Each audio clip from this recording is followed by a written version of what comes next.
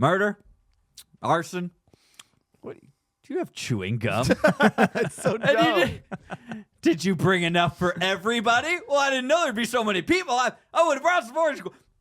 And Gino's like, man, he's strict. Yeah, he's strict. Like, that's the most offensive thing that they can do is not bring bubble gum to share.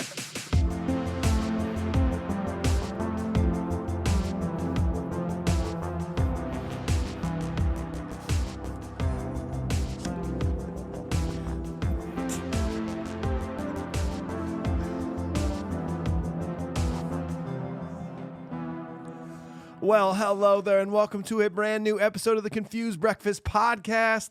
Do you remember the pure joy of a trip to the video rental store as a kid? I do. Listen, sure, it's hard to beat the ease of the modern era and streaming platforms where you don't even have to leave your couch, but there was something truly special about riding your horse to Blockbuster, walking down the aisles, picking a movie out by hand, and watching it when you got home. On this podcast, we revisit and dissect some of our favorite childhood movies from that magical era to see if they still move us the way they did as kids. I'm your host, Mike Schulte. Joining me, as always, two dudes who like to play chess and screw, two provincial putzes. Their names are Shaun Pryor and AJ Venz, but most people call them Shaun Pryor and AJ Venz. How the heck are you? Very good, man. Very good. I hear you loud and clear. That is for damn sure. Howdy, partners. This is our first Western, and I'm stoked. Sean's got a cowboy hat on, and he realized that back when people wore cowboy hats, there wasn't such a thing as podcasting and headphones. So. No, I didn't. Yeah, I think everyone knew that, but I didn't. But you didn't know that. We're going to have to move to in-ears. Right. Yeah. Yeah, that's what we're going to have to move to. I like that. Yeah, I like that too. Did you catch that on camera? Oh, man, that's why you got to watch our YouTube. You never know what kind of zany stuff we're going to get into. I don't know. Well, this is what my hand is like this. Unfortunately, I podcast with this hand. It's a bad joke, guys. No, it's a great joke. I think that's it for us, guys. We're glad you tuned into the episode. Have a great day, okay? Cheers, guys. Now, boys, on today's episode, we discuss the undisputed satirical movie champion of all time, a movie that was nominated for 3 Oscars and was written out of Mel Brook's anger at white corruption, racism, and Bible-thumping bigotry in America. The second highest grossing movie of the year. We are, of course, talking about 1974's Blazing Saddles. Well, dang it. Ladies and gentlemen, it's time for another nostalgic journey to the past with the Confused Breakfast. Sit back, relax, and enjoy wherever you are in the world. Take it away, boys. This was voted on by our beautiful, beautiful people at patreon.com/confusedbreakfast. If you're a member there, you get tons of perks like bonus audio, weekly bonus audio. You get to vote on upcoming movies like this. So here's what happened. We provided them the movies. We kind of went like spoofs, you know, like a little bit of that. Yeah. Actually, no, we didn't. We didn't do that at all. Okay. We just gave them 5 movies from the 70s to vote for. And they chose Blazing Saddles with 51% of the vote. Ooh. Young Frankenstein following behind that at 21%. Animal House, 13%. Smokey and the Bandit, 9%. Deliverance, 6%. Yeah. So if you don't, I'm just saying, if you don't, you could. If anybody could have fun with Deliverance, it's us, and you know we're going to get to it someday.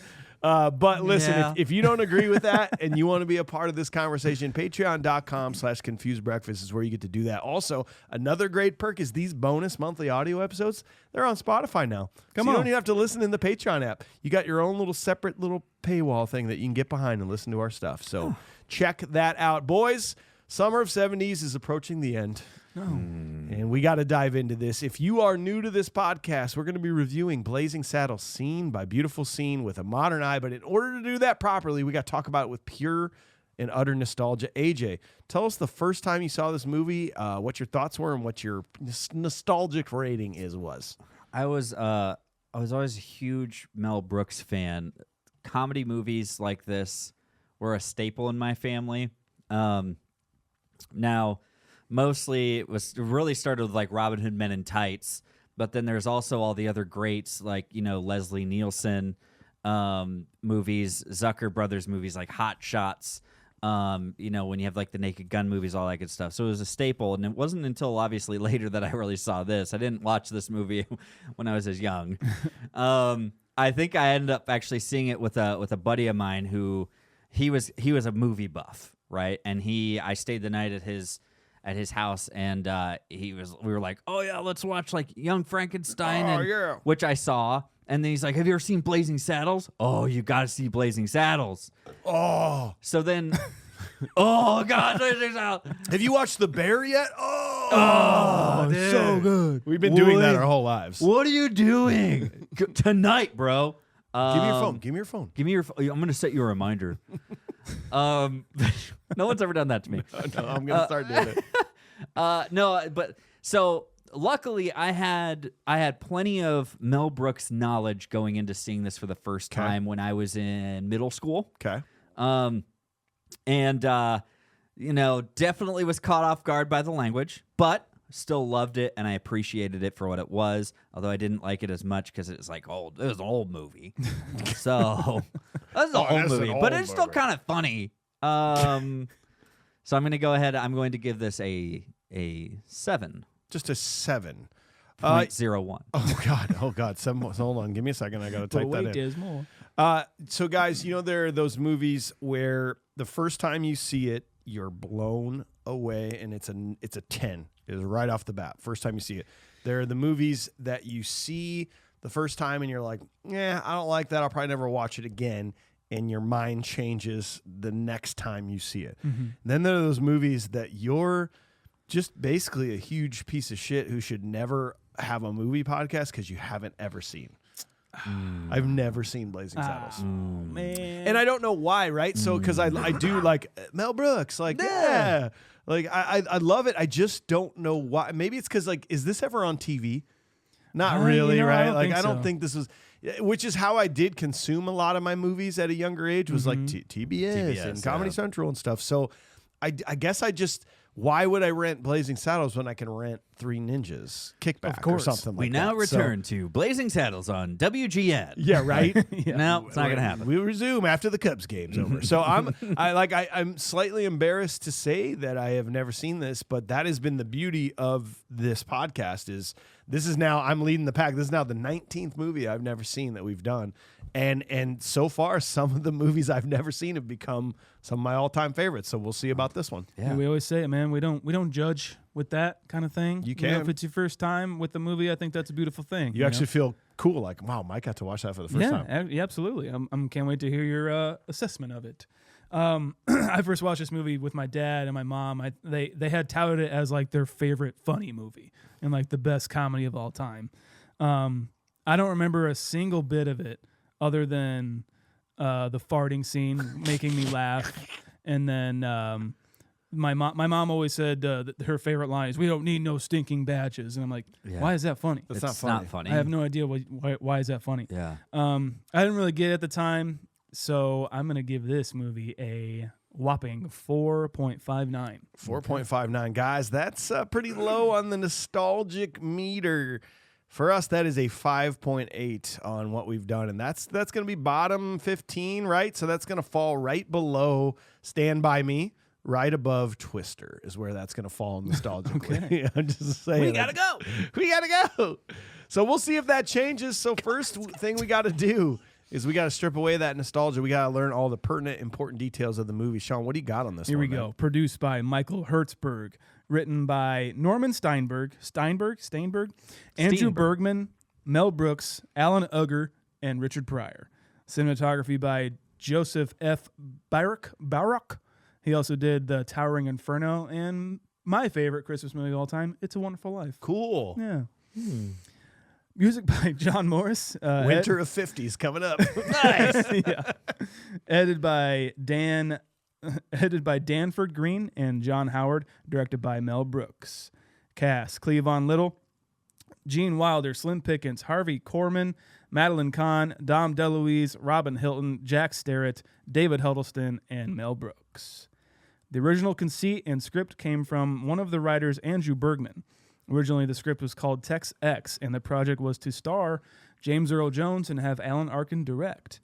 Mel Brooks got wind of the script and purchased it from Bergman, and then hired a team of writers, including Bergman, to touch it up and add additional comedy bits and references. Brooks also made a sign in the writer's room that read, "Please don't write a polite script." The writer's room was crazy, and several people left throughout the process. Brooks described it as more of a drunken fistfight than a writer's room. Ties. Yeah, I think like Richard Pryor was one of the stories that I read. He was like, he came in to the writer's room and like had a bag of cocaine with him and like did a bump right away. He's like, "Okay, let's do this. Anybody else want some?" And Mel Brooks is like, never after like 2 p.m. or something like that. At first, Brooks wanted Richard Pryor to play the role of Bart, but the studio thought he would be a liability to the production due to his history of drug arrests. Brooks replaced him with Cleavon Little. John Wayne was sought after to play the role of Waco Kid, but Wayne didn't want his family-oriented demeanor to be tainted.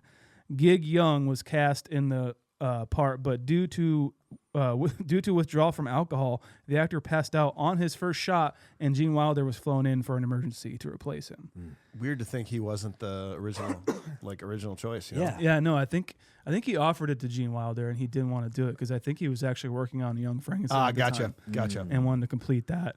When casting Madeline Kahn, Brooks wanted to see her legs, and Kahn was hesitant because she thought if it's that kind of audition.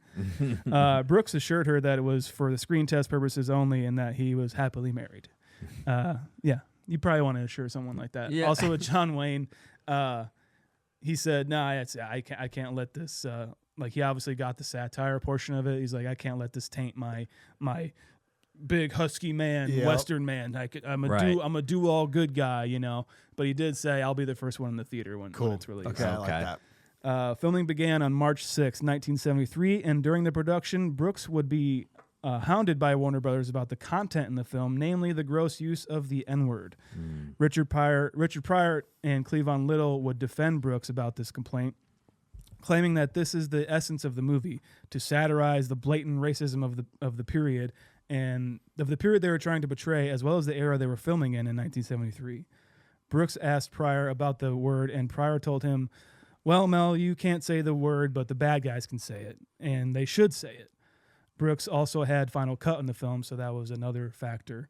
A huge Warner Brothers, a huge studio. They are obviously hesitant with a lot of this content, but I agree with Pryor, where it is the essence of the movie. It's the point satirizing this whole thing, and we definitely will get to that. But even if they wanted to do anything about it, they couldn't, thankfully, because Mel Brooks had final cut. Didn't he kind of just go, yeah, for sure, I will take those notes. I got it. Yeah. Yep, and then just full well knowing, I'm not going to change it. Well, I'll take this one out, but not the rest. Blazing Saddles was released on February 7th, 1974, and on a budget of $2.6 million, the film would earn $119.6 million at the box office and be nominated for 3 Academy Awards, including Best Editing, Best Original Song, and Best Supporting Actress for Madeline Kahn. That's what I got. Look at that, man. Well, up next, we got to talk to AJ, who talks about the critics and fans alike and what they all thought about this movie. What do you got, man? Guys, let's do it. You know where we're going. We don't have to put any fluff into it, and I should probably stop talking about it right now. Let's go to the tomato meter. Gross.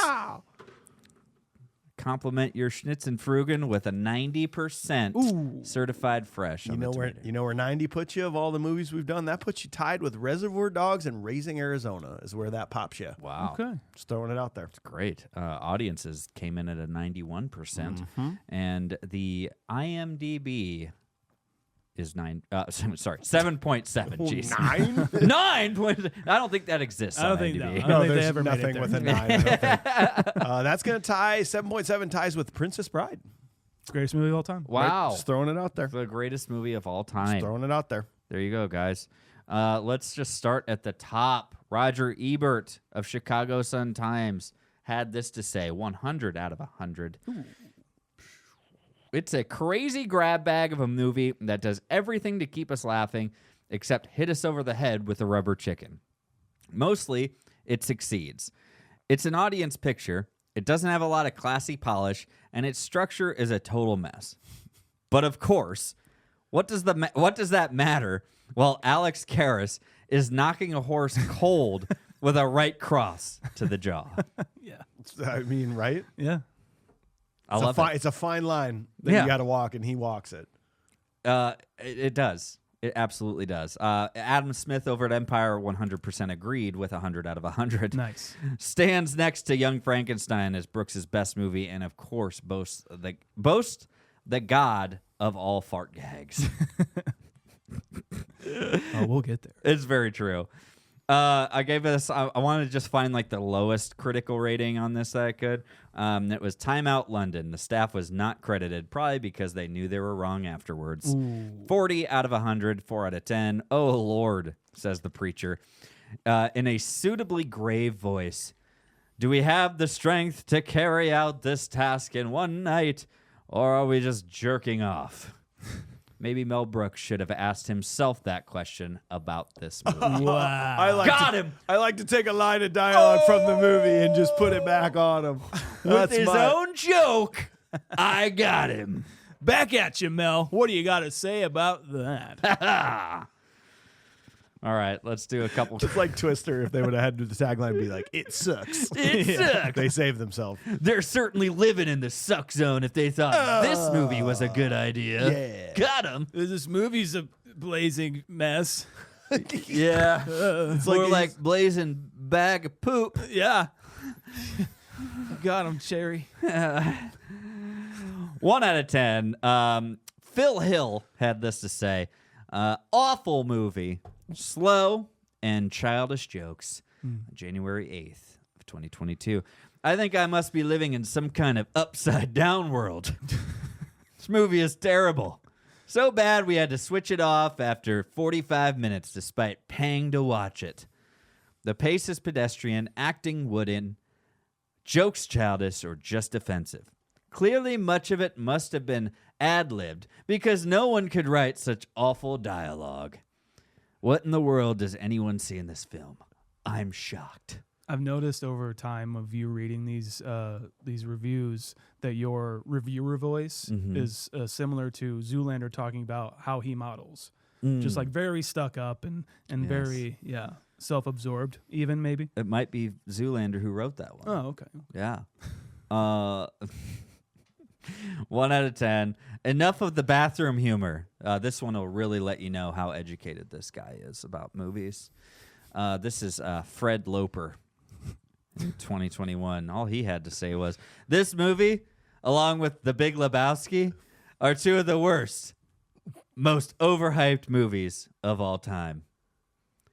That's it. I have 4 TikTok followers. I've gone viral.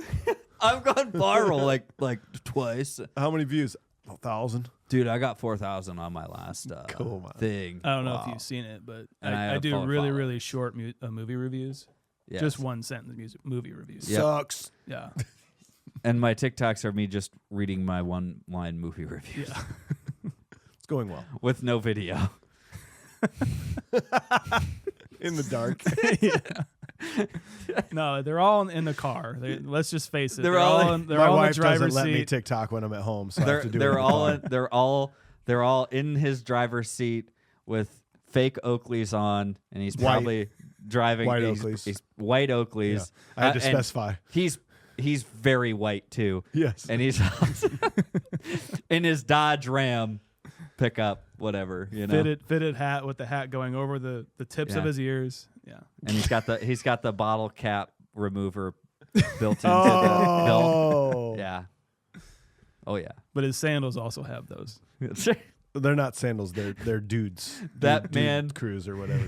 Dude mans. Dude Cruz. Hey dudes. Hey, dudes. Yeah. They're really comfortable. That man is never without a bottle opener or a koozie. Where's you keep your koozie? Under my hat. Right here. Sorry, Under his keep going. 10-gallon hat. All right, last one, guys. 10 out of 10. They don't make them like this anymore. That's right. Could never make this one again. Could never make this movie today. Nightfly Nightfly 3 on December 30th of 1998 said, "It's funny how the climate of comedy has changed. Mel Brooks could not make a movie like this in the current society. Nowadays, everyone takes everything way too seriously, and we've forgotten how to have fun. This movie is one that has withstood the test of time. Sure, the humor is racially charged. But if you listen to the dialogue, the white man is lampooned as much as the black man. On the whole, the best film that Mel Brooks ever produced, even topping History of the World. Okay. There we go. It's okay. I like this movie. I'm not racist. I can like it. I can like it. He's making fun of it. I can like it. I work with a couple of black guys. I consider them my friends. We've hung out after work before. Gosh. Well, thanks, AJ. We appreciate that. You certainly can like this movie. Yes. Yes, everyone can watch and enjoy this movie, guys. Okay. Guys, this episode is brought to you by AG1. All right. Since starting this podcast, we've had some really, really wonderful sponsors that have helped us all gain some healthier habits, and AG1 is definitely one of them. Okay. Mike has been telling us all about AG1 for quite some time now, and when they reached out to support the podcast, we were all extremely ecstatic, and I am now a true believer. I've been taking it every day since I received mine, and I noticed the benefits almost right away. It makes me feel really good. It makes me feel like I'm genuinely giving what my body has been missing, because AG1 is a foundational nutrition supplement that delivers comprehensive nutrients to support whole body health. Even the scoop, I don't know if you guys read this. Yes. Even the scoop is shaped to deliver like the perfect scoop. Yep. To level it out and give you everything that you need in it. So every scoop is packed with 75 vitamins, minerals, probiotics, and whole food sourced high-quality ingredients that have some major benefits like a healthy gut. I need all the help I can get. I'm in a better mood because of it. My energy is up, and I'm boosted there. Even my hair, my skin, my nails, like everything. This has literally everything packed into it for you.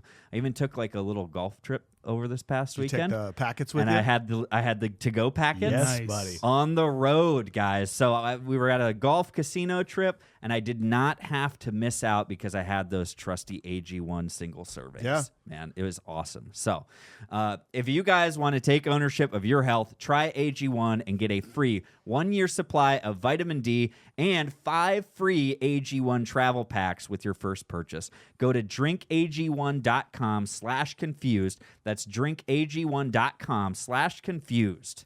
Check it out. Yeah, that comes with the nice bottle that you put it in and you Yes. shake it up. Comes in this awesome packaging. I was you guys right now listening. I was listening to another podcast, and I was finally like, I'm not getting. I know there's no way I'm getting my stuff, and I went out and I ordered it, and like I think it's been like 5 straight months for me now. I haven't missed a day. There's something about routine. First thing I do is I wake up.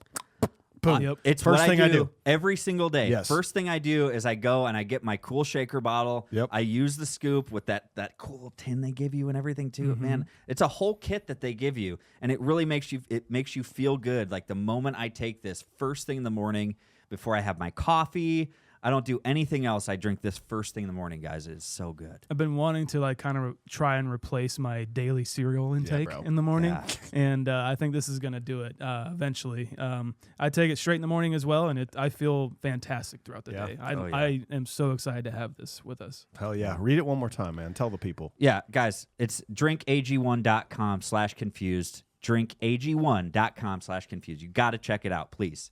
Yeah. Well, my dudes, after you've scooped your AG1, I need you to write this down. I want rustlers, cutthroats, murderers, bounty hunters, desperados, mugs, pugs, thugs, nitwits, halfwits, dimwits, vipers, snipers, con men, Indian agents, Mexican bandits, muggers, buggerers, bushwhackers, hornswogglers, horse thieves, bull dykes, train robbers, bank robbers, ass kickers, shit kickers, and podcasters. Could you? Can you repeat that? Could you repeat Please. that one time? Gentlemen. One more time. Rest your sphincters. Here we go. Sphincters. Oh, God. So scene 1. In the American Old West of 1874, construction on a new railroad runs into quicksand. The route has to be changed, which will require it to go through Rock Ridge. The state attorney general, Hedley Lamar, wants to buy the land cheaply by driving out the townspeople. He sends a gang of thugs led by Taggart to scare them away, prompting the townsfolk to demand that Governor William J. LePenamain appoints a new sheriff. Sure. I am so excited. This is like pretty much our first Western that we're ever doing. Dude. That we've ever done. Kind of crazy. We got a few more coming up, but I think there's like 2 more in September. Yeah, I know we've talked a lot about Cool Hand Luke, but we still haven't done it. Yeah, you know, we're eventually going to get there. You know, Paul Newman's great. Good Western guy. Oh, yeah. Dig deep for that reference. It's very deep, guys. But no, it makes me so excited. Like this opening even, and especially the song, man. The song is fucking amazing. One tidbit right off the bat is that Brooks wanted Frankie Lane. He's a singer who did a lot of these types of songs for Western movies. Okay. He wanted that kind of singer to do it. So he put out like pretty much a flyer, like an open casting for that, to fill that. And Frankie Lane found it. He's like, well, you want a Frankie Lane sound? I'll just do it. And so he came in and did it with all the passion in the world that he's ever done with any other songs that he did, and had no idea that this movie was a satire and like pretty much a joke. But that's what makes it better. It makes it so much better because like even like Brooks added like all the whips. The whip is so funny. It's like 1874's cowbell. I need more. Yeah, I mean more It's bullwhip. You know, No, it's the wah, wah, wah, wah. Like it's that from out of it. That's exactly what it is. Dude, you got to talk about a couple of these characters. Like some of these actors are incredible, right? So Burton Gillingham plays Lyle right off the bat here that we got. You know, he's like permanently squinted in the sun. Yeah. Do you recognize him at all? Right away for my brain, I was like, oh God, weird. Another actor's been in more movies. Like there are 2 movies that he was in that were a major part of my childhood. Do you recognize him at all? No, he looks like another actor called Arch Hall Jr. who's in the Sadist, which is a cool like 60s movie. Right. But yeah, he looks so familiar. What is AJ, he? no? I can't think of it, man. So the first one he was an airplane mechanic in Fletch, and I know that's a deep dive. If you haven't seen Fletch in a long time, he's kind of this country bumpkin, got big old teeth, and he talks So like he's this. good at that. Huh? Oh my God, he's so good at it. But where he really blew my mind was he was the gun salesman in Back to the Future 3 when they arrive in the Old West and they go to the town square. Wow. Why don't you have a little shot right there with that? Like, incredible that. I mean, he just it's sort of typecast, I guess. Yeah. But like, I really like the majority of people in this movie and how good they are at acting. Everyone now they all does. buy it. They're all there, man. Everyone does such Peacemaker. a good job. Yeah. Dude, yeah. And then like Slim Pickens comes in here and I'm just like, yeah, that makes so much goddamn sense. You know, I know he's been in Westerns, but he's like the comedic timing of all of these people, Every single one of them is outstandanding, and it's so much fun to watch. And I love how they like right away they turn it on the white people pretty much. You know, like they want the rail workers to sing a song because that's what you guys do, right? And then they start singing a song kind of like this. You know, I think that's so funny, and they're just kind of standing there watching them, just like yeah, you fucking assholes. Yeah, dude, it's so great and still true today. It's like when you see, I play a lot of weddings. And the way that white people dance at weddings, I'm one of them. I can't dance. No. But like them going with their hands, like it's just so making fun Everyone's Elaine from Seinfeld. Yes, they're singing such a terrible, dumb, cliche song, and they're dancing like idiots. Where you just had Bart and his crew just beautifully singing this crooner song, and like it just they start right off the bat. Mm-hmm. Yeah, where they could have, I don't know, they could have made this like very tension filled for like 10 to 15 to 20 minutes before we realize, oh, okay, I see what's going on here. Nope, you know right away. Yeah. I mean, and they come at you, dude. The first 5 minutes of this movie have C words, N words, F words. Yeah. I mean, my wife walked in and was like, oh no, you're doing this movie? You can't do it. Are you going to get in trouble? And I was like, babe, I get it. Because like on my first watch, guys, I'm sitting here going,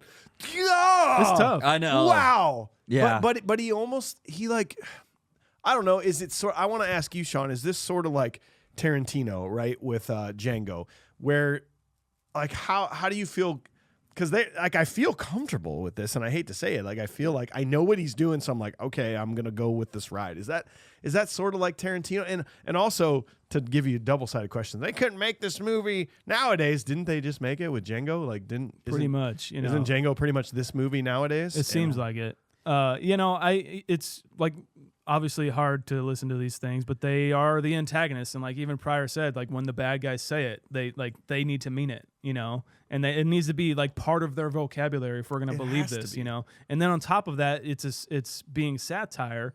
So like to me, it's just like they're so outlandishly like this that it becomes funny to me, you know. And I think that's the absolute point of it, where it's just like Jesus Christ. They are so bad that it becomes funny, you know? Yeah, it draws you in because right off the bat, regardless of whether or not you hear them say these words first and foremost or not, they portray them in kind of a caricature way. Yeah. And even with their clothes, you know, Taggart's in ill-fitting clothes. The guy who's got the drawstring cowboy hat looks like a kid playing cowboy. You know what I mean? The guy you were talking about, right? Lyle. Yes, Lyle. Burton Gillingham. Yes. Lyle. You know, that's the kind of stuff. It's like obvious, like it's ignorance. Yes. Like they are portraying the ignorance of these guys just like right off the bat.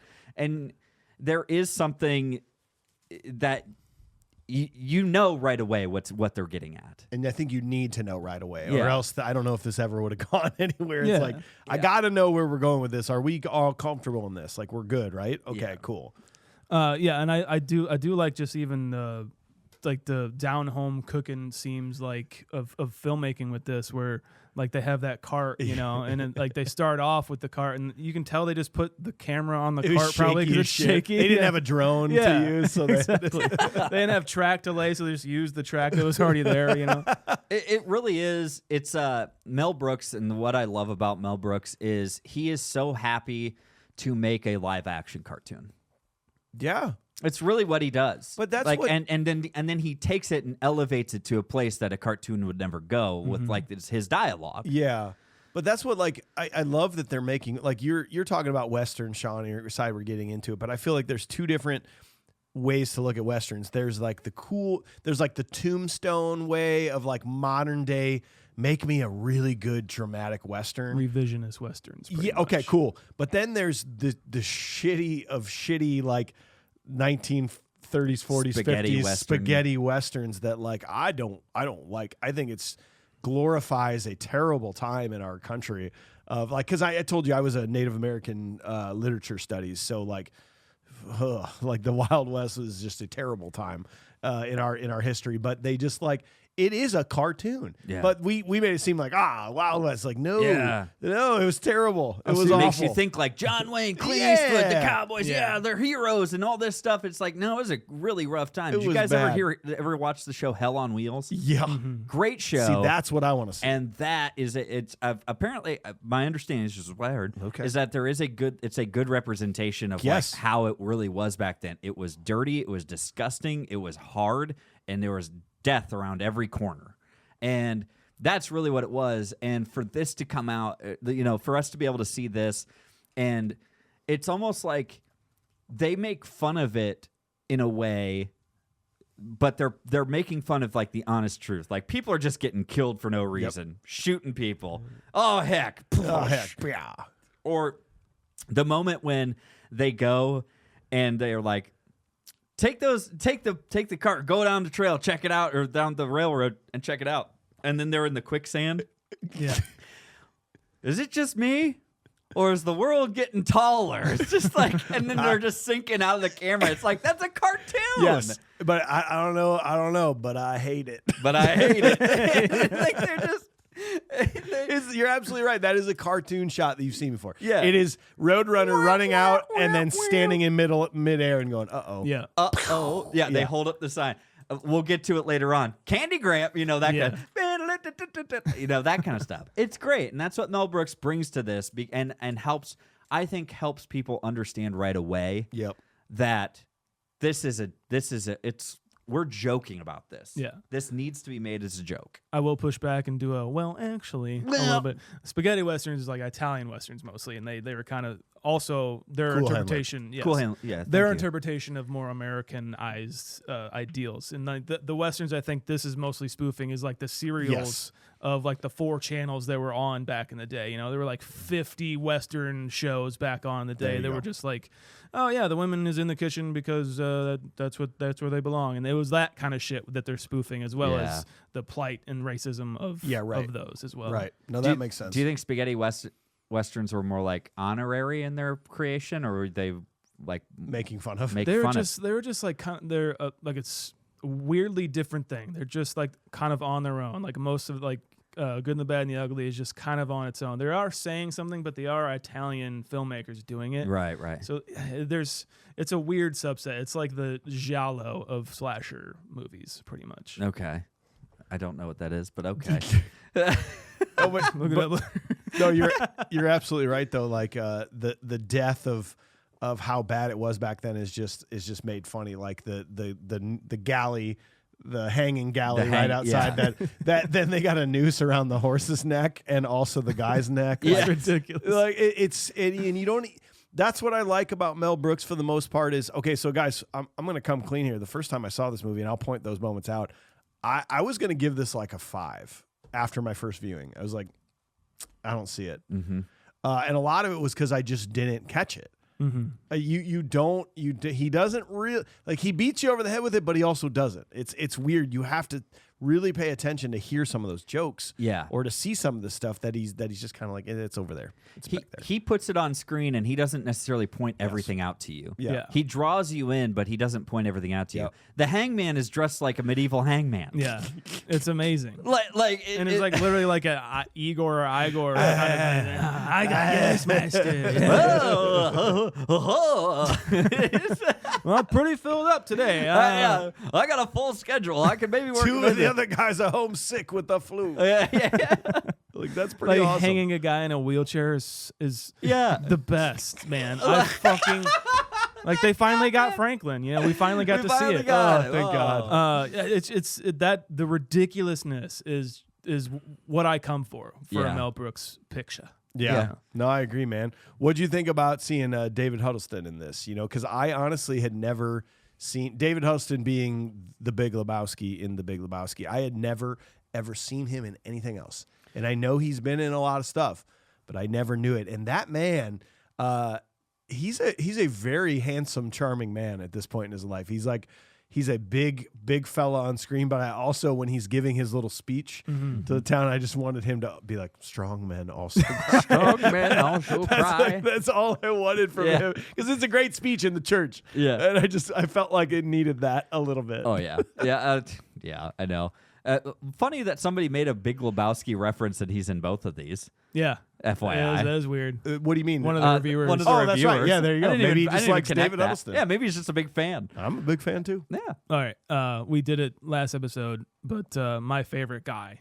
We need to specify this again. It's your favorite like non-main character that you want to hang out with their character. Yes. Most lovable face? Most lovable face. Most lovable face. Most lovable face. Okay. Let's do that. Gabby Johnson. Oh. Hell, I was born here. I was raised here. Doggone it, I'm going to die here. And no sidewinding, bushwhacking, horn-swallowing cracker croaker.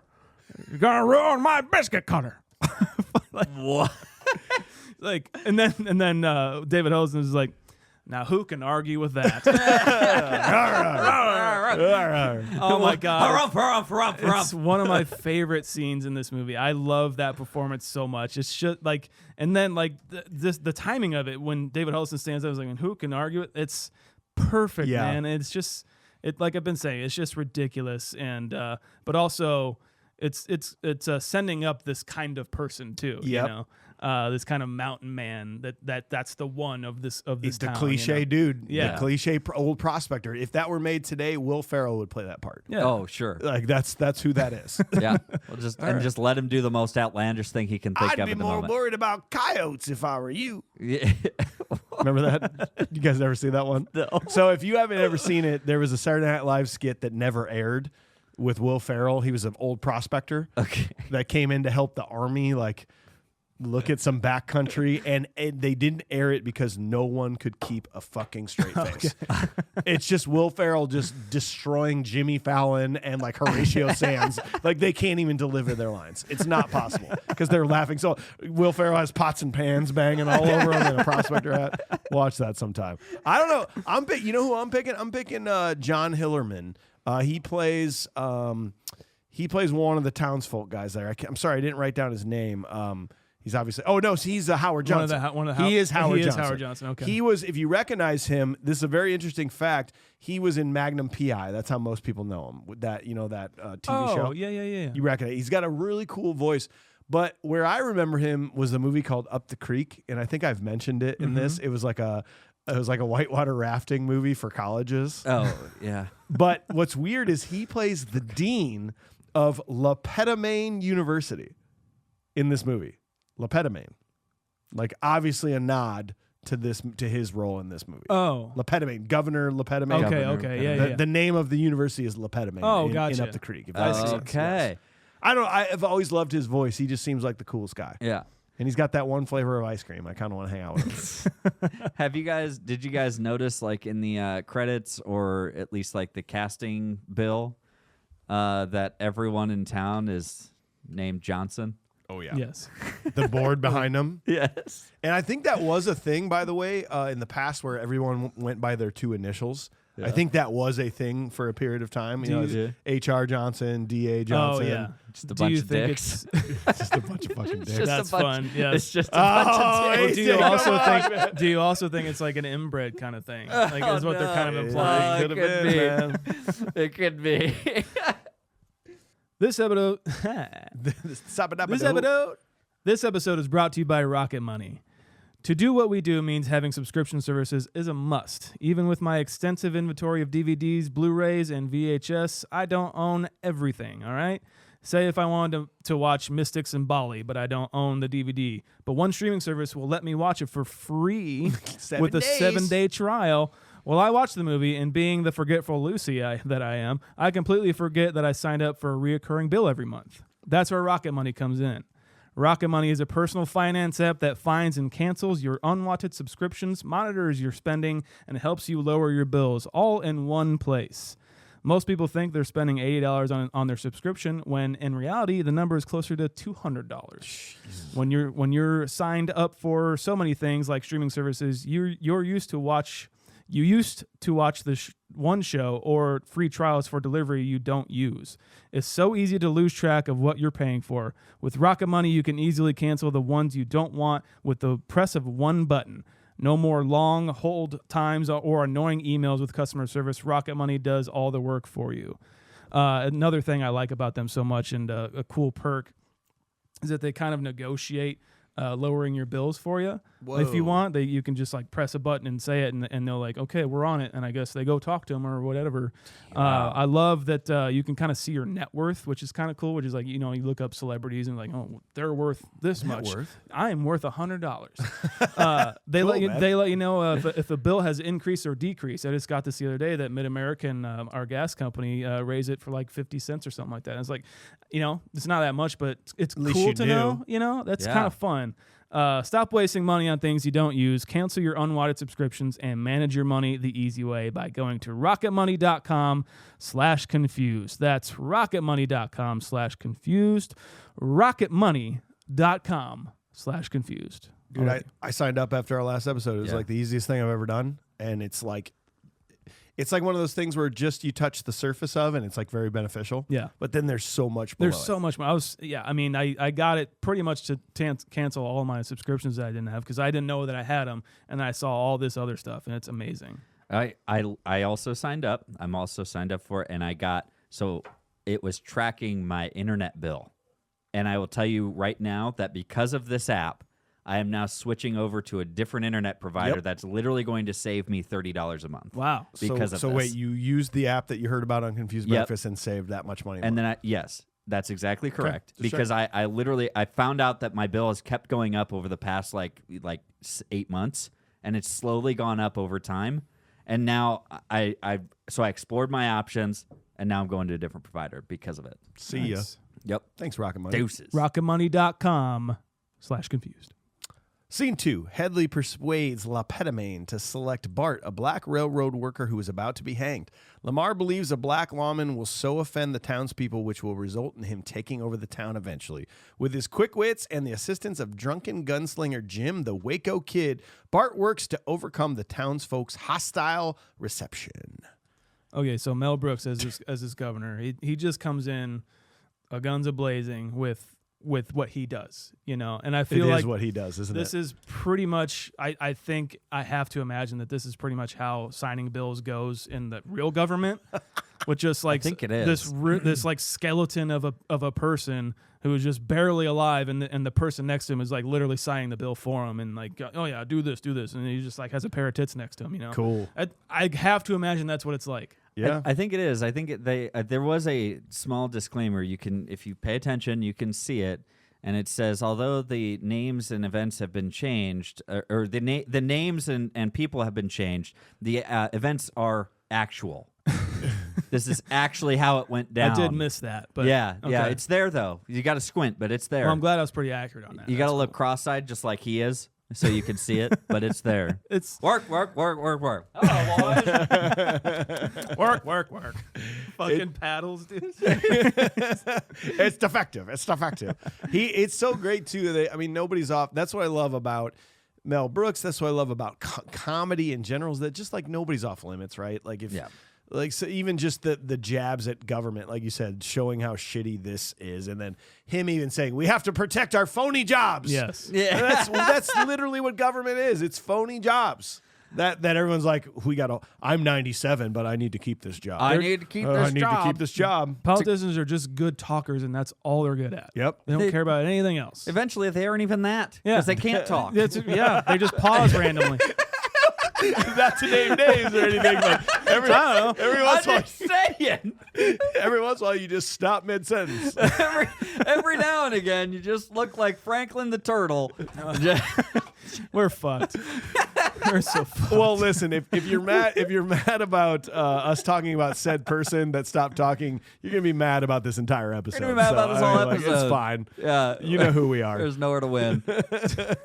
That one time you mentioned the president with the T word, like at one point, I don't know, somehow somebody mentioned it, and some guy gave us a 1 star. Enough politics. Like, what did we even say that? Oh my god! We think it's ridiculous and stupid, and Mel Brooks is commenting on it. I don't know. We're reviewing this movie. What do you want me to do? Oh, and then it just always seems like there's a moment where Mel Brooks is messing around with a woman in his movies. Yeah, like it was very Spaceballs. Yeah. This is a Spaceballs moment for me. Like, put some clothes on and stay in that position. Stay in that position. Oh yeah, it's just genius, man. Even like when he's got Bart in there, and yes. What? He's a. Yeah. Wait, hold on. He brings him back over. He's like, because he's got Bart with him. It's so good. It's you're right. This is him in like every acting role. Yes. It's so good. That's his character, and he's so good at it. Yeah, I love it. He's great because he'll always play a politician or some sort of leader in some sort of organization that is always at least incompetent. Some sort of foolish. You're absolutely right. That's Yeah. exactly what he is, man. President Scroob, or Rabbi Tuckman. Even though I liked him as Rabbi Tuckman, he finally gave himself an endearing character. Yes. Oh man, we got to get into Gene Wilder here. Yeah. Thank you. Because like I just want to mention that I feel like this scene, Bart gets to the jail. But Jim the Waco, they call me Jim. I think this is the best scene in the movie. Them just hanging out in the cell, because something about, well, first of all, Cleavon Little, I mean, like, just destroys this performance. He's so good, so talented. But Gene Wilder, why does he have a permanent twinkle in his eye? I don't know. He just does, man. Perfect casting for Willy Wonka, for like anybody like mystical or kind of more elevated, because Waco Jim has a reputation, and you can see that. But also it could be like he is like his character Waco Jim, that he is constantly drunk and hungover. I don't know. It works so well with everything that he does, and like I said, like his timing is, my name is Jim, and people call me Like, he waits like a millisecond too long. The perfect amount. I know. Somehow it's the perfect goddamn amount, and it's crazy, dude. Like them together. I will watch anything. Yes, it's so good watching them, and they're so gentle in the way they speak. Yeah, and like it's not like exciting dialogue, but it's just you're enthralled by them because they're both just. I believe their friendship completely on screen. You believe it immediately, and I think it's such a great way to write these two characters. You know, in the midst of all this obnoxiousness, there is some good writing that goes on here, right? And like, I know that sometimes can get hard to see or hard to even accept. Yes. You know, but there is a lot of great writing in this, and most of it, I think, really does belong. It exists between these two characters and their demeanor, and it's a classic thing to write. But two misfits in this world befriend each other and accept each other almost immediately, right? There's no question amongst these two guys almost exactly. Like when he says, and he's like upside down, he's like, are we okay? That depends. Are we black? Yes, we are. Yes, we are. I think we're okay. It's very, very funny. And like, it's just acceptance. Yeah. I accept you. Can I get a little help? It's like, need help? Oh, I'll get it. Yeah, I'll take some help. Like immediately there to help each other. And then them playing chess. Gotta get some help. Oh, all I can get. Oh, just all I can get. So gentle, like whatever I can get. Sorry, you were saying? Oh no, and then it just gets. It's like a man drinks like that, doesn't eat anything. It's like is gonna die, and he's just like, we can only hope. Or wait, he says when or something like that. Yeah, when he's like, yeah. I just love it, but so like much. happily, like when? How does he deliver lines like this? You know, like Gene Wilder is forever just. This long-term idol, a personal idol of mine in this world of comedy acting, and I want to watch everything that he does, you know. But in this, he adds a presence that is so much needed in a movie that is going to be so like just raucous, like so crazy. I like what you brought up is that this is kind of say what happened before this was like an action scene in a different movie, and then you have like the calm down or whatever. You know, this seems like that from all the ridiculous, kind of racist, and then the comedy as well as like, excuse me while I whip this out. It's so that is so good, and it's like laughs per minute, and I imagine an audience in the 70s to be like, oh my god, I can't fucking take it anymore, and then they take this break with Gene Wilder. It's much needed, I think, and brilliant. And it's just a different pace of comedy. Yeah, you know, it is. That's exactly right. It allows for this different pace of comedy that, to watch these two play chess with each other is very endearing. You know? Even the fast hands of the chess, like that almost to me doesn't work if it's not those two guys. And it's a boring, specifically Gene Wilder, just like Gene Wilder, like didn't move at all. Just you ready? Are you ready? Just smiling and moving so slow like a turtle. Yeah. And I was like, bah. And you would expect it to be that he's so drunk and just yes, of that course. he would mess it up. But they still give this character the full access to do what he does best. I think it's great. They're playing chess and they're playing black and white. It's just oh my god, I didn't think about that. I didn't even think about that. Were they the corresponding piece? They were each their corresponding. I didn't even see what I mean. Like you don't notice, man, and you kind of forget that. That's why maybe you like Gene Wilder's character so much, is that he's like the only accepting, confidant, like white guy that's wants to be his friend. Kind of too. It's like not even like straight up accepting, I guess. Like in the just doesn't like care. making sure I need to be accepting. No, he just he's just like, oh, you seem like a cool dude, and that's the way it should be handled. And I think like a movie like this, where it's just a genuine friendship. It doesn't really matter what else is happening on. The story that Gene Wilder tells about why he gave it up is. Maybe again, it's just another perfect opportunity of this comedic pacing that you only get from this duo of Gene Wilder and Mel Brooks. It seems like where he can tell this story. He's like, everybody wanted a shot at the Waco kid, and every corner. And one day I was walking down the middle of the street and heard a voice, "Reach for it, mister." Turn around, and there I was, face to face, the 12-year-old kid. And the audience is like, "Oh my god!" Did you kill the kid? Just threw down my guns and walked away. Yeah. Little bastard shot me in the ass. You're like, And I like how he ends that like with a deep cut. He's like crawled inside of a whiskey bottle. And Never came out. Like, damn. It's like, wow. You're really happy for having this kind of a life right now. It's just, again, like I just the pacing, the timing, the silence, that Gene Wilder allows into his comedy, and Mel Brooks allowing him to do that is. I don't know. This it's is unmatchable, man. Cuttable. These are cuttable scenes. Yeah. In any other movie, like and coming in last minute too to replace something. Oh my Right. gosh! It's just And who did they have beforehand? Gig Young. Are we familiar with Gig Young? I'm not. No, at all. we don't care. Okay. See, and like the fact that, like you just said, the fact that this is a last minute addition. He was flown out like days before or something. Insane. Yeah, and there's just some beautiful moments too. Again, you've got this flashback that Bart has of when he was a young kid, and first of all, it's just funny that there's a Jewish Native American or whatever speaking Yiddish, but you get the gist of what he says, because what does he say? They're blacker than we are, or whatever. Let them go. Darker than we are. Darker than we are. Yeah, but he does speak in Yiddish there, and people have translated it, and essentially what he's saying is like, listen, we've gone through some shit, but we haven't gone through that kind of shit. Like a sign of affirmation towards the black culture of we've been oppressed, but we got to let them go because they've also very much been oppressed. Yeah.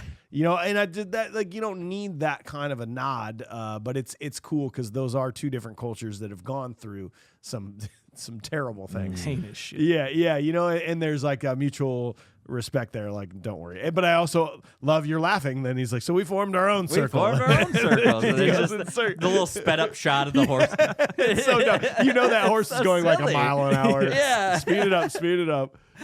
I don't know. I just think that's pretty cool that they put that nod in there. Yeah, I like that. Yeah. I mean, and that's exactly what you get from Mel Brooks. Like that, he is he makes fun of these things and brings them to light because of his understanding and like appreciation of like what these cultures are, what those things, what it's gone through, where it comes from. And yeah, I mean, it's really great to see. He'll fit that into his comedy all the time. I was kind of struck watching this movie with the satire of like such kind of like a serious subject as as racism with like watching Barbie. I'm like people who are railing against that movie because it's like so feminist. It's like, but it's a satire and it's hilarious. It's funny.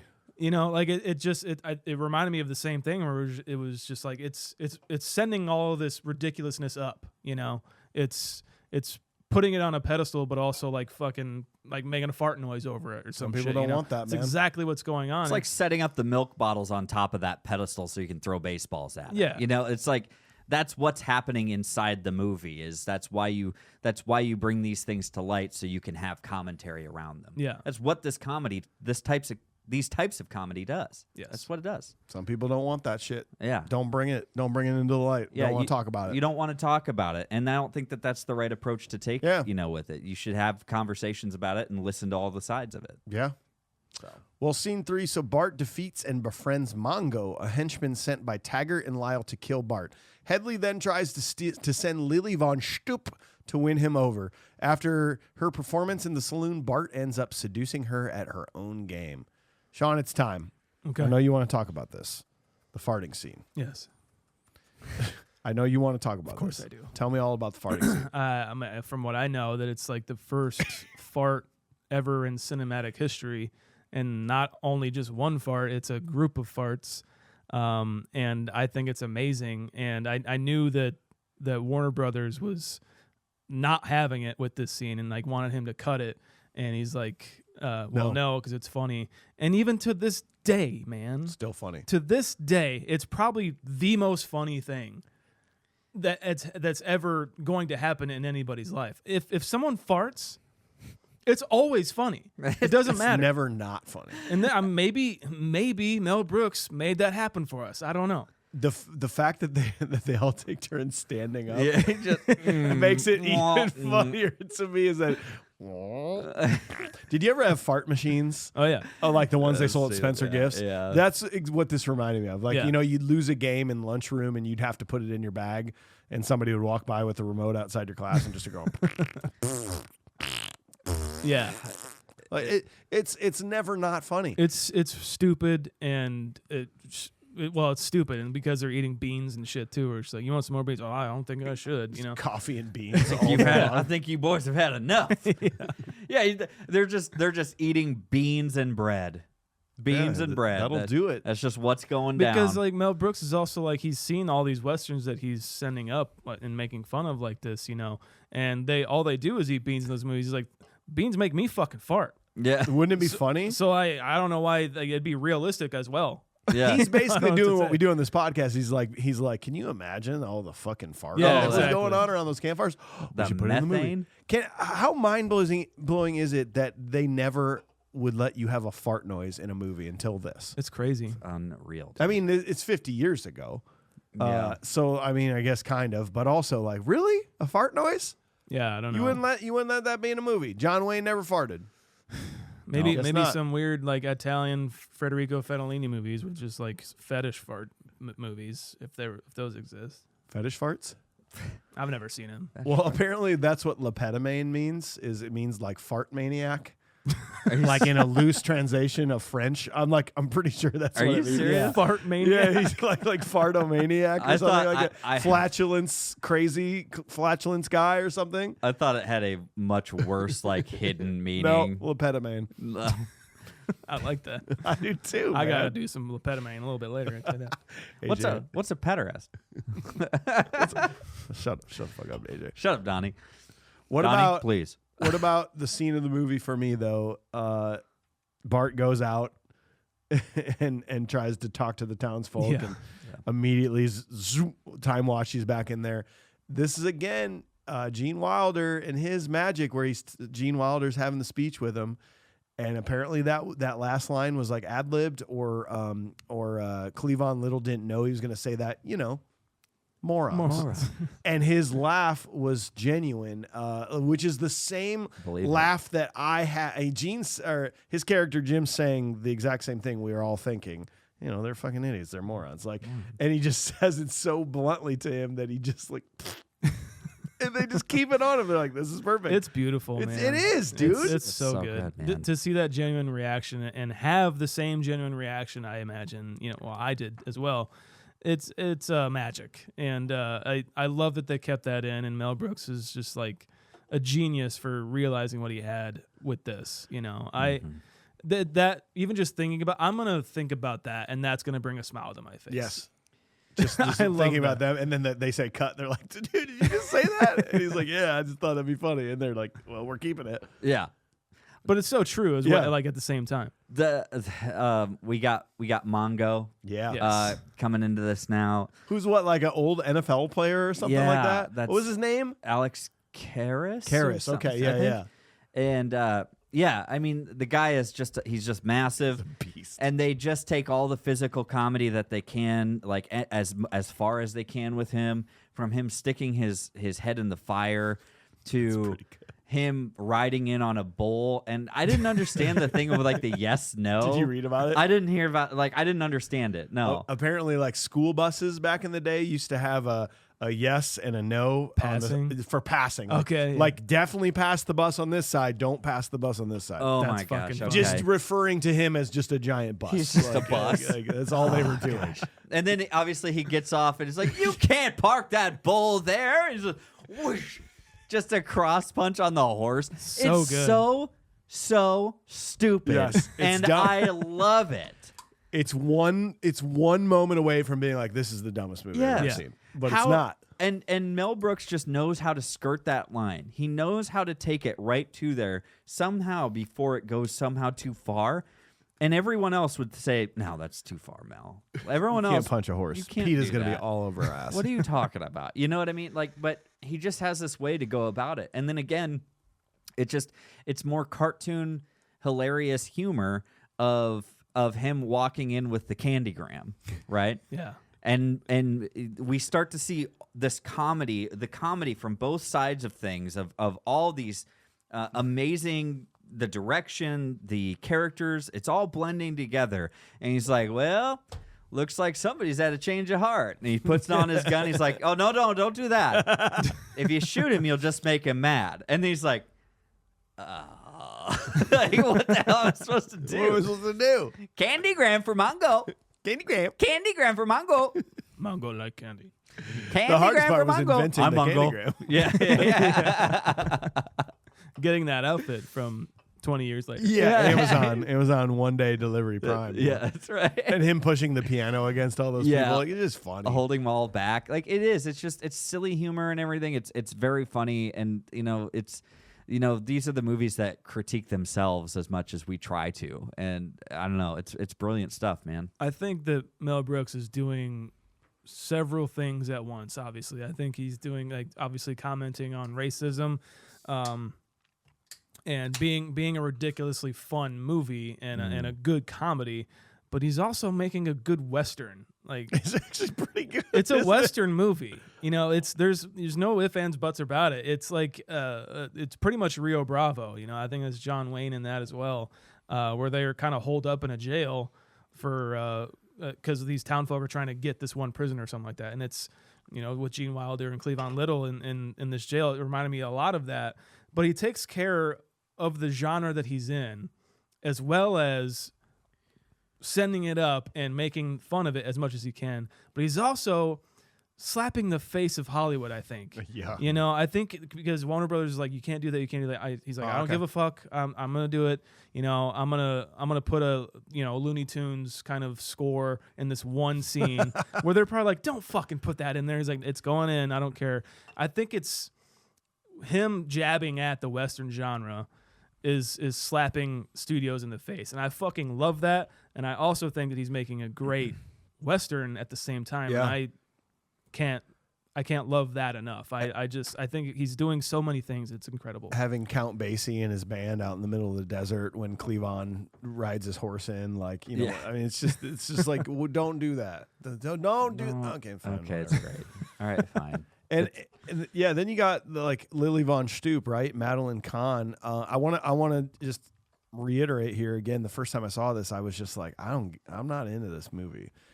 This scene in particular, she does this vocal, this singing thing, and I'm just like, she's terrible at singing. This song is boring. This scene is going on. Why is this going on so long? I don't care. And then the second time I watched it, I was like, this is fucking pure gold. Yeah. I wish this scene would go on longer. She kills it in this scene, and I don't know why I couldn't figure out that it was funny. Like the word, maybe it's because I closed captioned it the second time, and I was like, "Oh, I see what she's saying now." Yeah, she's singing this song of like, I'm tired, I'm tired.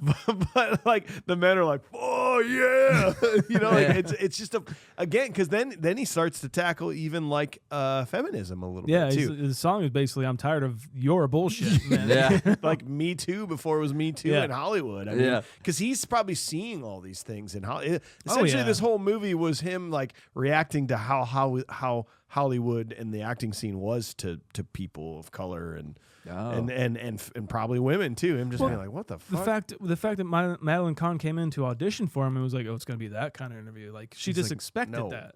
Right. She was that's still going to fucked. do it, but be like, oh, great. I thought you were different. He's like, no, I am. So you just want to see my legs just for the fuck of it, for your own jollies, Mel Brooks. Is like, no, it's part of I want to see them over the chair. I just want to make sure they look good. I don't know. And that's basically it. Yeah. I love my wife. I just want you to happily perform. married. So we're good. I'm Mel Brooks. It's all fine. Yeah. No, I think this whole scene, this like even the musical numbers in this, man, like this, he wrote like 3 of the songs in this. Yep. It's brilliant. But like her performance with this song and as Lily Von Stoop is, I don't know, man. It's like up there with like Ryan Gosling in my mind in the Nice Guys or Barbie. Oh God, great call, man. It's like That is Oscar worthy in my mind, and I want to live in a perfect world where Ryan Gosling wins for that and she wins for this. I do almost think though that if they did redo this movie, which they could, you're just repeating things you hear other people say. I'd never make this movie again. If they did, I'd almost like to see her have more of a role after this, though, because it's sort of forgotten. She's there, but I would have liked to have seen her leave with the two men at the end. Yeah. As like, hey, we're friends and we're together, you know. But that's maybe my only issue with it is I wanted more of her. Yep. Like, come on, let's go. More like Clue kind of stuff. Yes, yes, exactly. What she says? It's like hello, welcome in, come on in, come on in. That's like the seduction of just food, and then just apparently. Yeah. She's just taken by him. Yeah, well, and that is it Twoo? Is it Twoo? Oh, it is Twoo. It's Twoo. It's Twoo. It's Twoo. It's Any more Venus Stupin or whatever. Schnitzenfrugen. Schnitchengruben. Schnitchengruben. Did you hear about a deleted line though that was supposed to happen in that room when she just seduces him? It's dark, and she comes back over and she's like, "It's Twoo. It's Twoo." He was supposed to say, "You're sucking on my arm." Oh yeah. And they were like, no, you know, we cannot do that. Yeah, I think that's the okay. one It's thing. implied. It's implied. We get it. God. It's fine. The one thing Mel Brooks is like, all right, fine. I tried to sneak it in there. I thought you guys were idiots, but Did what I could whatever. do. Well, even as you're saying, AJ, with like a Looney Tunes or a cartoon aspect with this, like I know she's like technically like German, right? Von Stupp. Yeah, right. But it also sounds like Elmer Fudd. Yeah. Like all the time, like I couldn't get it past my mind. Like, why is she doing this? Yeah. Yeah. It's a constant. There has to be something. If she's going to be German, then we're going to make fun of the Germans. Like that's just what we're going to do. Yeah. Obviously, he's never. Very rarely does he ever pull a punch, except for when he says, "You're sucking my arm." So he's gonna no pull one's that safe, one back. man. No one's safe. And you know, Stupp in German is engaging in sexual intercourse. That's what that means. Oh, in is that German. right? Just thought I'd throw that out to you. Oh. Von Stupp. Well, you know what else we love other than sex? We love whiskey. We love whiskey more. We love whiskey more than Madeline Kahn's legs. We love whiskey so much, and it's unbelievable that we get to be partnered with the greatest whiskey brand in the entire world. They're coming for you. If you haven't heard of Cedar Ridge whiskey yet, they're coming for you. I'm just throwing a lot of innuendos. Coming and going and coming. And too early. Too early, right? Is that a 10-gallon bottle of whiskey for me? Anyway, Cedar Ridge whiskey is in our backyard in Swisher, Iowa. They've won unbelievable countless amounts of awards. They're absolutely dominating the scene, and all you need is one sip of any of their whiskeys. Their flagship bourbon in a cocktail. Their American quintessential single malt, which by the way is what we hand selected a barrel of that sold out in like a week, and now everybody's like, we need more. And it's like, well, we told you, like, because it's literally the best single malt on the face of this earth, made by our friends at Cedar Ridge. They got a collaboration with Slipknot. Slipknot could have chosen any whiskey brand ever, and they're like, Cedar Ridge. Yep. They're the ones to make this. So what we really hope from you is that when you're enjoying one of these classic movies we're talking about, that you maybe pour yourself responsibly a glass of Cedar Ridge whiskey. You order it online, straight to your door. Go to your local distributor. Check it out. CedarRidgeDistillery.com. That's what you do, because they support us, which means you should support them. Support them. Support them. Please stoop them. CedarRidgeDistillery.com. Pour that stuff down your throat at CedarRidgeDistillery.com. Scene 4. Headley is furious that his plans keep failing and decides to destroy Rock Ridge with a newly recruited and diverse army of thugs. Bart comes up with a brilliant plan to build a fake Rock Ridge that will destroy the army while they're able to attack back. This plan works, but the fight breaks the fourth wall and it begins to spill onto the Warner Brothers film lot slightly. Slightly at this point. Oh no. Time out. Let's talk about Headley. Because the actor that plays Headley, his name is Harvey Korman. I'm going to go on a limb here. We've got Gene Wilder. We've got Cleavon Little. We've got all these Madeline Kahn. I think that Harvey Korman's the best performance in this entire 100% with Do you think so? Yep. I think he's up there. And what is it, right? So he's playing this bad guy. But did you notice, Shaun, you probably have more on this than I do, but I started to notice that whenever he was on screen, it felt more like a TV show sitcom. And I think the reason it felt that way is because there was a lot of oneers on him. The scene where he does the Hornswogglers, the nukes, pukes, dude. It's like a 2-minute oneer leading up to that speech that he has to nail. And there's one where Mel Brooks and him, the first time they're on screen with the paddles, it's like a 2-minute oneer. The him talking about the new sheriff and the revolving scene with him and Mel. Yeah. So they're all like 1 to 2 minute long oneer shots, clearly evident by how good of an actor this guy is. Because they're like, oh yeah, he'll nail this. We're good. Yeah, I mean, I said, I agree with you. I think it's one for the ages, and like he has a line later. He's like, and I get a nomination for best supporting actor. You know, I think he should have got it, man. Like it's pretty fucking incredible to somehow outshine Gene Wilder. That's what I'm saying. And Cleavon Little and Madeline Kahn. You know, I don't know. It's one of the best comedic performances I've ever seen in my life. I think it's like laughs per minute, like especially like a bad guy, like let's say Shooter McGavin and Happy Gilmore. Yeah, one of my favorite villains of all time in a comedy, and this is like right up there, man. And it's like one of my 5, I think. I know that this top this 5 is, villains someday. We should do that. That'd be fun. Good call. I like that. This character is the one that Mel Brooks wanted him. Mel Brooks wanted Gene Wilder to play. No way. Okay, but he turned it down, and then he had to have an emergency replace Waco Kid. But I'm so glad they got this guy. This is why I'm gonna rewatch this movie, is because he is incredible. I fucking love him so much. He's as smart as you want somebody like that to be when you have all the dimwits around you. Because you know he what I mean? is smarter than because he is everyone else. smarter than everybody else, and it shows in his dialogue, but it also but I love that they will reduce him at any point as well. Yes, and oh, Lily, legs, it's Lily, legs. Or, where's my froggy? Where's my froggy? Taggart, where's my froggy? Where? Find him! Taggart. That's not it. I think him and Slim Pickens Him and together Slim Pickens are like are- comedic duo gold. Oh Yes. man, like they should have had their own thing. Their show. We always talk about we want to see spin-offs of like I want to see them move forward in the future and what they get an apartment together, and I want to see them live together.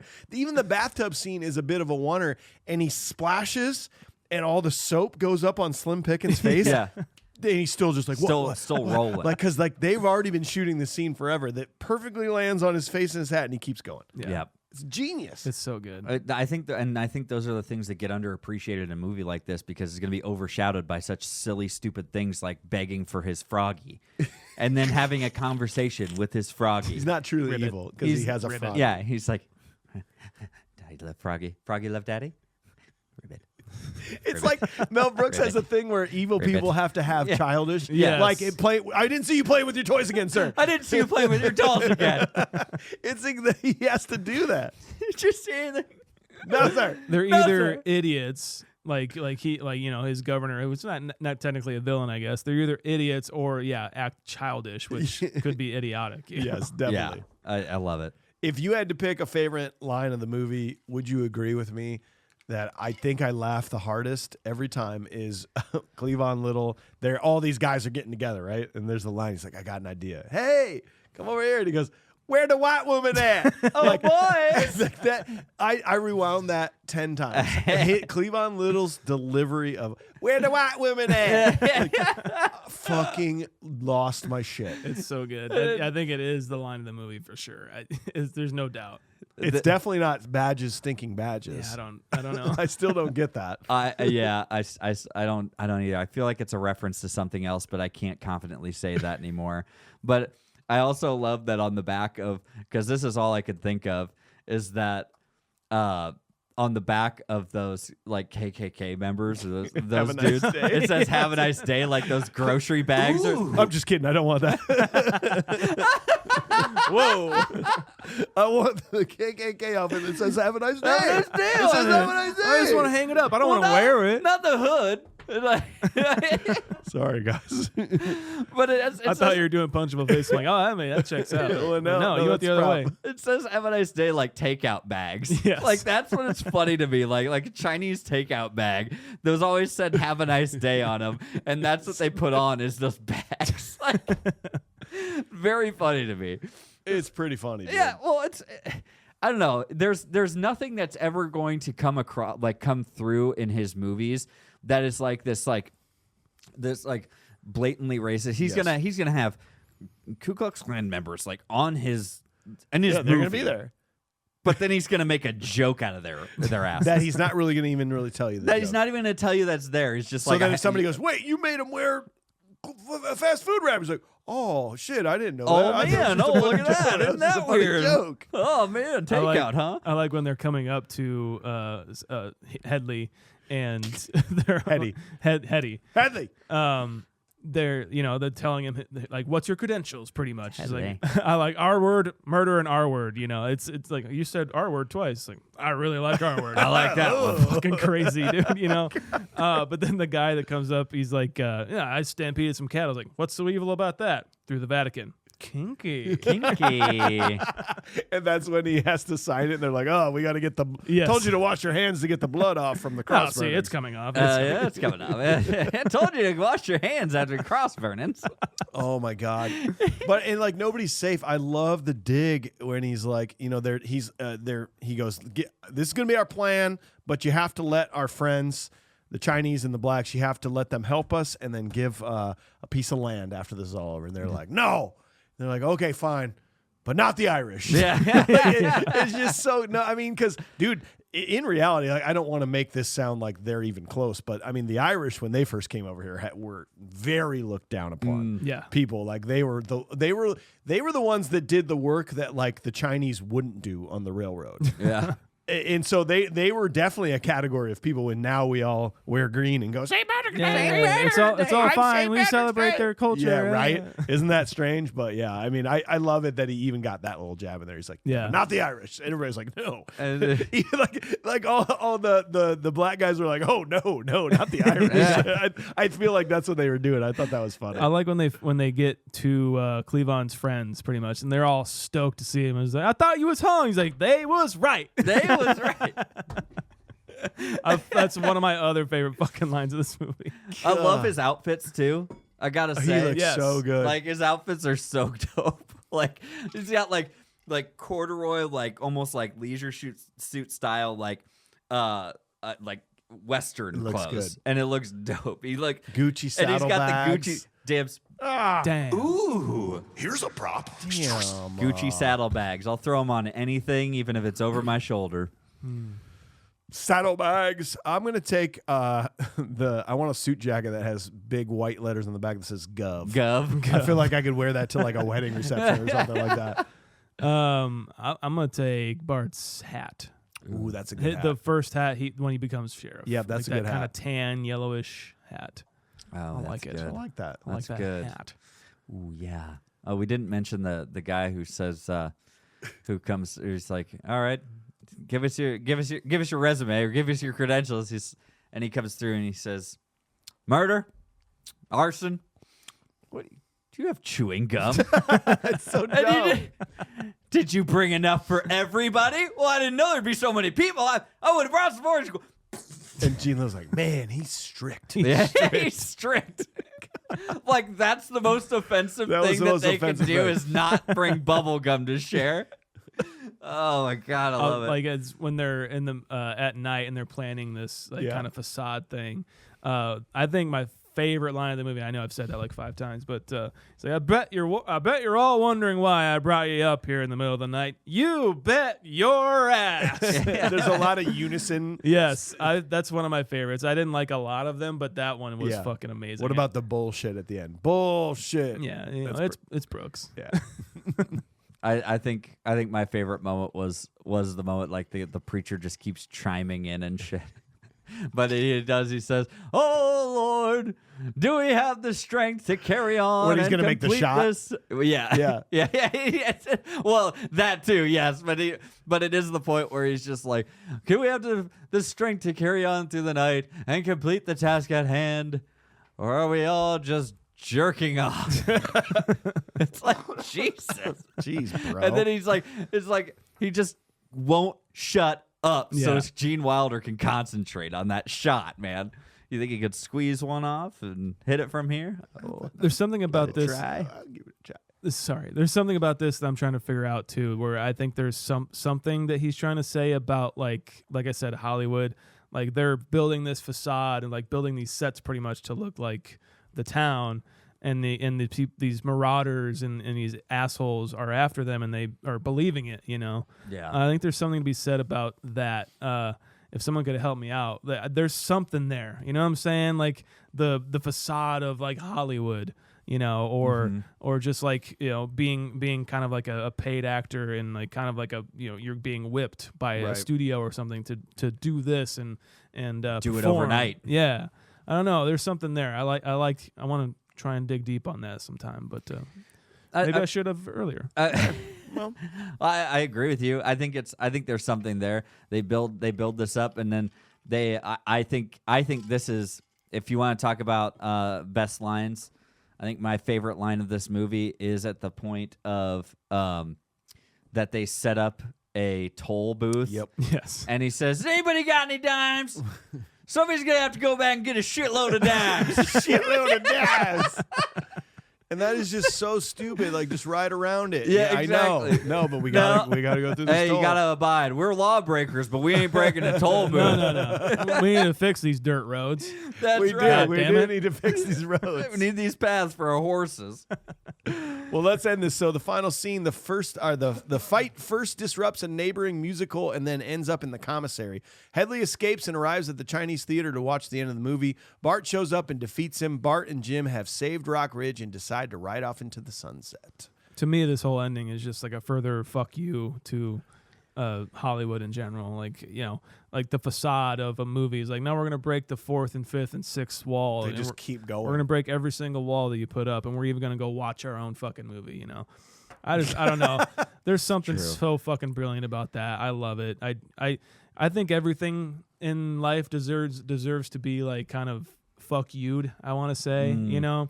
Like even like me being like, cover bands, there's such a glut in cover bands. But even me like liking hardcore, rebellion. You're all about rebellion. Everything deserves it. And if you can't take it, then what the fuck are you doing? Everything deserves to be laughed at, or laughed with a bunch of people. I think that to dispel a lot of things that even you like is healthy in a way. Yeah.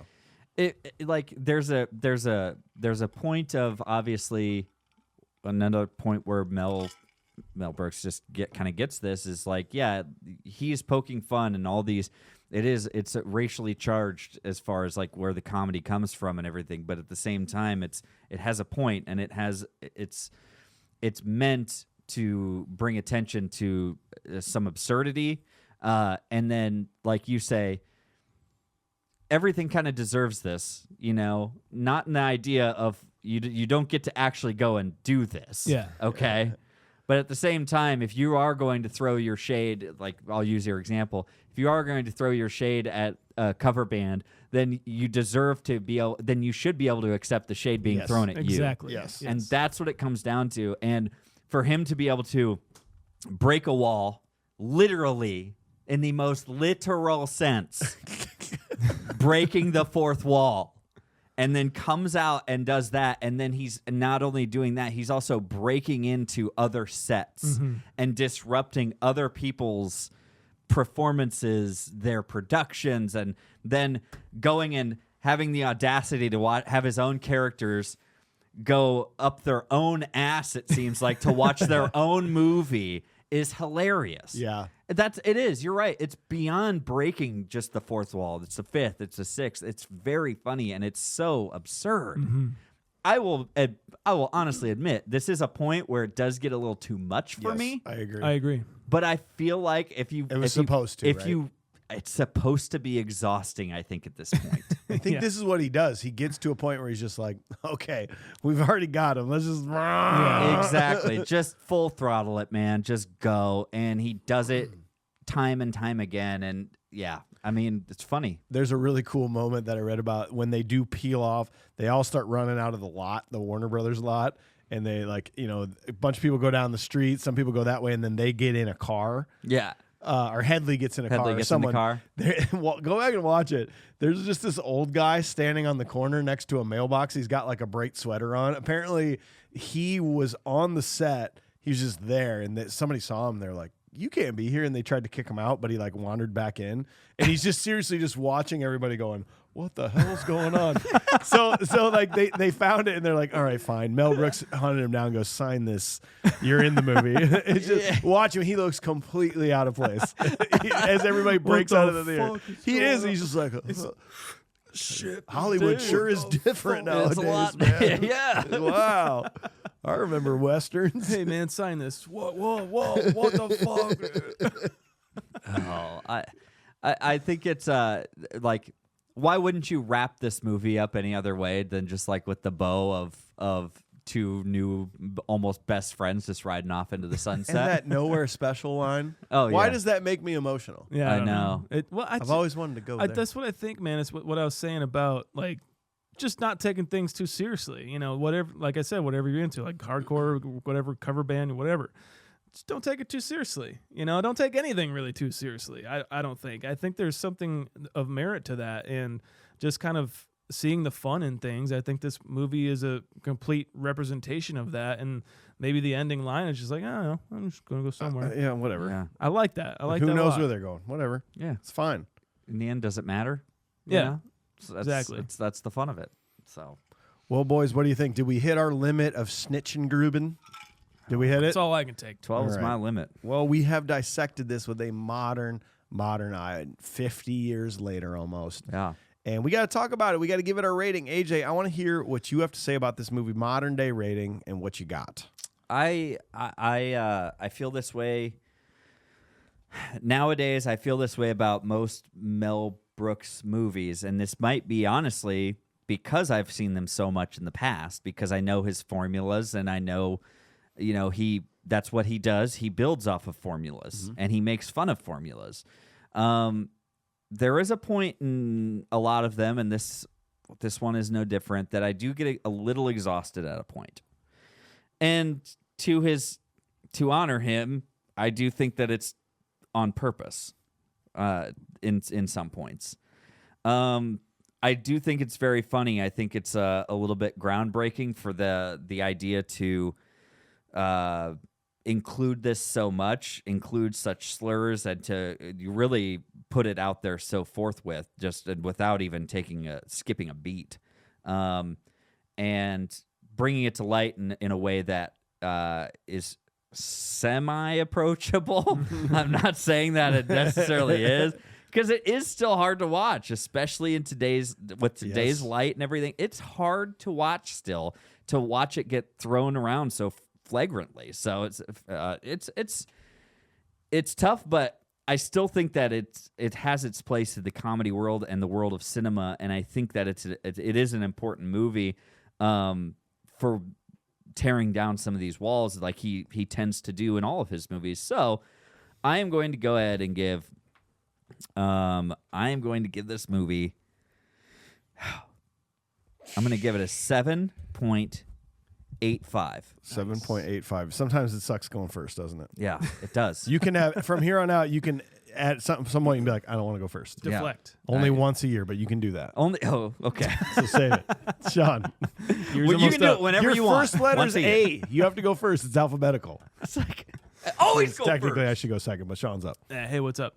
Yeah, I agree, AJ. I think that the racism and everything, and like the things that are hard to deal with and hard, like, you cringe at when you hear in this movie. I think it's confronting in the best way, and I think art should do that. I think art is made to shake you up a bit. It's made to kind of put you out of your comfort zone, and if it does, it's a good thing, And a lot of people's with like reviewing this is like a lot of people that do get put out of their comfort zone are just like, well, I didn't like it because it put me out of my comfort.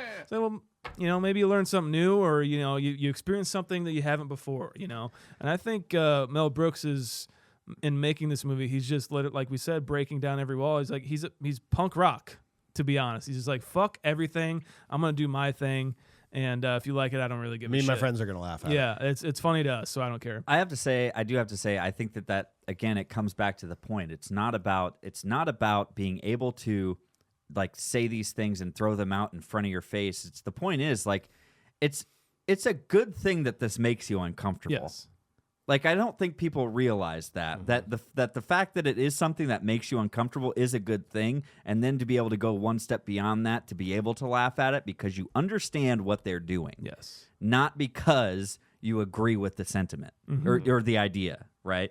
That's what I think is important. So I'll just say that. I agree. No, yeah, well said. I didn't talk about the music in this movie. The score I think is fucking fantastic. You bet.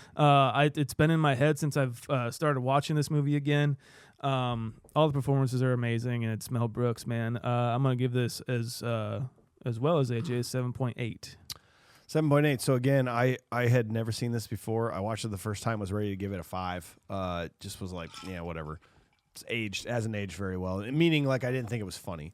Then I rewatched it and things changed, and I really like this movie. There's an article I wanted to know other people's thoughts on this too, right? So there's an article written on Decider.com. It's basically called "Is Blazing Saddles woke?" And I was like, oh my God, I got to read this. And it's better than you think it is. It's very good dissection. But this guy said, when Blazing Saddles came out in early 1974, America was exhausted. In a few months, Nixon would resign from the presidency in disgrace. Meanwhile, the country still suffered from years of racial turmoil, tragedy, police brutality, and riots. And just 6 years after the senseless murder of Dr. Martin Luther King, it seemed as if things would never get better again. 6 years. 6 years later. Wow. Brooks' comedy offered a simple salve to soothe cultural wounds, belly laughs with a side of brutal honesty. I thought that was a very awesome way to put this. I'm going to go higher than both of you. I'm going to go 8.15. Nice. So that takes us to a 7.93. You want to know where that's going to land us? 7.93 gets up there. Maybe not as high as some people would want to see it. Maybe not as low as some people want to see it. But that's going to go firmly in the number 35 spot. That is right below Beetlejuice, right above The Princess Bride. Hey, all right. Is where we feel that one's going to land. Wow. I like that. Okay. So when we hit year 10, we're allowed to go back and completely change all of our ratings, but we got to get there. So Nice. Yeah. Okay, great. That's why we're enjoying that you're here, because we got a long time to go, and we're just so happy to have you guys listening. We know you're on the other end. We know you're laughing with us. So thanks for being here. Tune in next week. Summer of 70s comes to a close. It's been good. With a movie that I'm so excited. This is my choice. It's American Graffiti. If you haven't seen it, it is on Netflix, hopefully as of time of saying this, but basically Dazed and Confused, but 10 years earlier, 20 years earlier. I'm so excited to hear what you guys have to think about this. And that is followed by Tombstone. Come on. We're not leaving Daddy. the Westerns. We're going Tombstone. Coming right back. It's going to probably be a 2-parter because that's a long fucking movie. Well, there you go, guys. And ready for this? If you're new to the podcast, go back this time last year. Willy Wonka and the Chocolate Factory. Oh, wow. All Look right. at that. Some more Nice. Gene Wilder. More coming genius for ya. Wilder. That'll tide you guys over till, and it'll help us get through. Well, you know. It'll help you guys get through summer of 70s with American Graffiti. Oh, and the Westerns, the Tombstone. Guys, stick around. We really appreciate you listening and that you'll continue to listen. We really appreciate you being here. Make sure, if you can, give us a 5-star review. We would love to read a review that you happen to write out and share your thoughts with us, because it just brightens our day getting to read those simple little thoughts that you write on Apple Podcasts. Make sure you follow us on all the social media at Confused Breakfast. Just search for Confused Breakfast anywhere on social media. And thank you for checking us out on YouTube. Well, shoot. You can go to our website, confusedbreakfast.com, and look at our merch. You can see some shirts we got up there. I think we got some sweatshirts. I think, it looks like we have pins. I've never even seen this. Doesn't matter. We got some think you can get those. koozies, and you can get your very own Sheriff's Badge. from our website as well. Look at that star! You can go to that same damn website and see all of our ratings we've ever done for every movie we've ever done. You can see our individual ratings as well as our show collective. I love you. Goodbye. Yeah, if you made it this far, you love us. So there's 2 ways to help us out. 1, support our sponsors. AG1, Rocket Money, Cedar Ridge. Those guys are supporting this podcast, this episode. So you should do the same. Number 2, patreon.com/confusedbreakfast. Bonus audio episodes, voting on upcoming movies, which is what our Patreon members did today. Do both those things. And also, Also, I guess there's 4 things. 3, this show was produced by Upload Media Group in Cedar Rapids. You bet. So you should give them a round of applause, especially Craig. It's 1 a.m. on a Monday, and he's still here with us. Yeah. So we're doing pretty good. UploadMediaGroup.com. Also, we are part of the Cloud 10 iHeart Podcast Network. To learn more at cloud10.fm. That's it for us. Blazing Saddles. Someone's going to have to go back and get a shitload of dimes. Let's go.